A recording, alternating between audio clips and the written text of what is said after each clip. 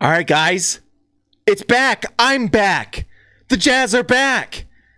It's basketball time. It's basketball season. SZN. That's what I'm seeing online is people saying SZN. I think it means season. It's basketball season. The Jazz are back. And they're really, really good. We're back. We're back like Gremlins 2, but a better sequel. The Jazz are back with shooting, with spacing. They have rookies now that look really good. It's unfair when you're this good, and then you add players like Miye to the show. Dennis Lindsey and Justin Zanuck are a cheat code because the Jazz added Mike Conley, they added Ed Davis, they added Bojan Bogdanovic, and now I guess we have Miye who's going to start playing really well. This team is incredible. I get it. It's the Adelaide 36ers. And the game started off a little funny, but the Jazz, the talent was through the roof. By the end of the game, the three-point shooting was out of this world. They won by like 700,000 points at the end of the game, but the Jazz didn't shoot well, and we're up by like 30 at half. It was crazy.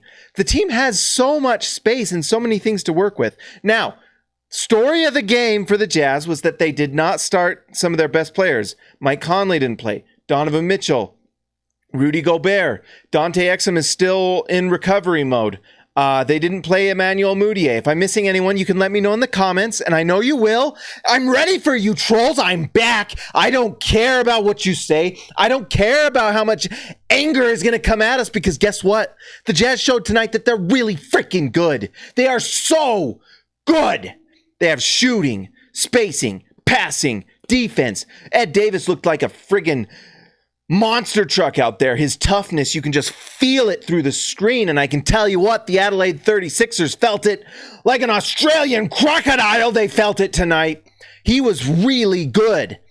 And then the spacing was great. One of the things I love seeing Bojan out there, his shot wasn't quite falling in the first half, but you could see his calm demeanor, his veteran presence was palpable. And it helped the team just be calm when things weren't going perfectly in the first quarter. Nigel Williams-Goss struggled a tiny bit that first quarter. The presence was good and solid, and it was great. They won the game with ease. It really was glorified practice, and they were just able to do everything that they wanted. The other thing that I was really interested in to see is just kind of how the other players would look that would play. Joe Ingles obviously looked great. By the end of the game, his shooting and everything was really good. But the other players that I was really impressed with, Tony Bradley looked really nice. Tony Bradley came into the game and had one of the best plus minuses of the team. The other player of interest, Royce O'Neal, looks like he's going to earn a big old contract. Holy cow, did Royce O'Neal look good. I believe led the team in assists, tied with Joe Ingles, but he looks strong, and he might be our starting power forward, and you can put Joe Ingles on the bench and have him just be sixth man of the year. Joe Ingles looked solid.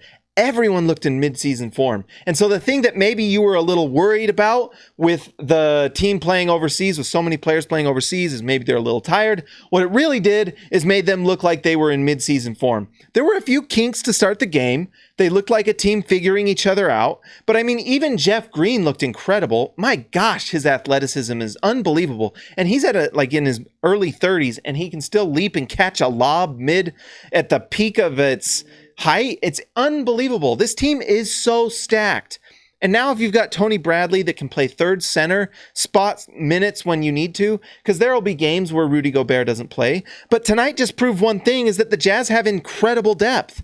They're going to be able to rest Donovan Mitchell some nights. They're going to be able to rest Mike Conley and make sure that they're healthy all season long. And going into the playoffs, they'll be healthy. So this team is really ready to go. And I'm ready to go. It's Jazz season time, guys. You can't learn a ton from this, but I did learn that the Jazz are just filled with talent. Miye looked really, really solid. That guy looks bigger than I thought. Longer, he can shoot, defend. George Niang looks like a backup point guard. That's a guy that honestly might be a point guard. His just ability to handle and pass, do everything. His passing was great. I know the three wasn't falling tonight, but normally it will. It's going to come. He's going to be solid. So If I'm missing anything, let me know in the comments. But just really nice showing for this team. Royce O'Neal's going to earn some money this year, by the way. Holy cow. Oh, finally, the other thing. Could anyone tell the difference between Bojan and Joe on the floor? Because they looked identical to me, but it was fun to watch. They're going to be incredible. That closing unit of Conley, Mitchell, Bojan, Ingles, and Gobert, unbelievable. If Gobert played tonight, would Adelaide even scored any points? Maybe. I don't know. But I don't think they'd have scored a lot. That's for sure. This team is what a joke. I mean, not a joke, but just how insane is this team and how talented are they? We saw tonight that everything's going to be fine. My goodness, the Jazz are good. Guys, like and subscribe this. It's on the SLC Dunk podcast. If you're listening to this, then make sure that you go leave a review. 5 stars if you'd like, or if you're a jerk, you don't have to. But whatever you want to do, make sure you're watching, listening. Go to slcdunk.com. Guys, I will talk to you next time.